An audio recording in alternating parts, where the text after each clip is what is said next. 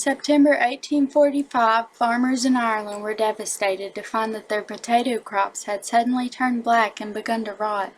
What was causing this? No one knew.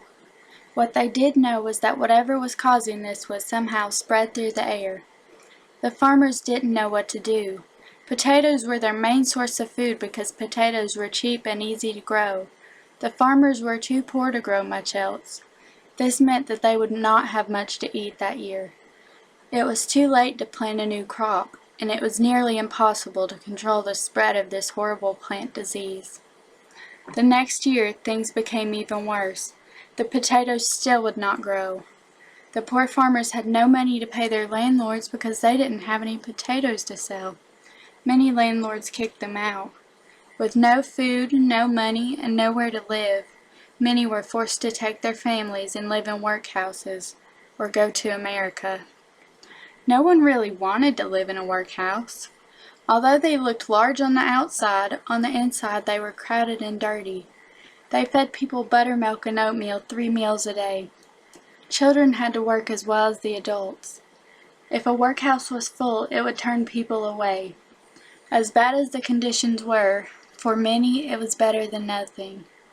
Others took their families and what little they had and came to America. In most cases, the landlords had tricked them, promising to provide them with money and a place to live. The ships were crowded and took weeks to reach America.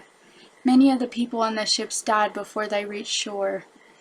These ships were so bad that they were known as coffin ships.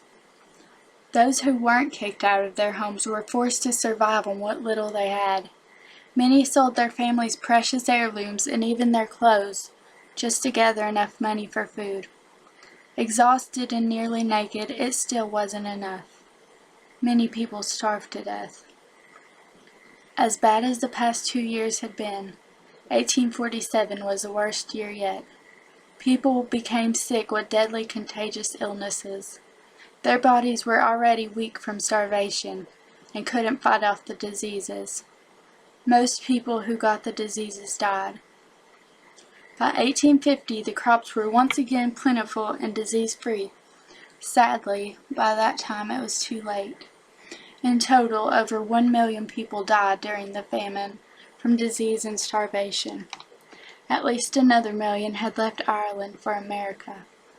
Combined, these made up about half of Ireland's population. Today, a memorial stands in Dublin to remember the victims of the Great Famine, as it's called in Ireland.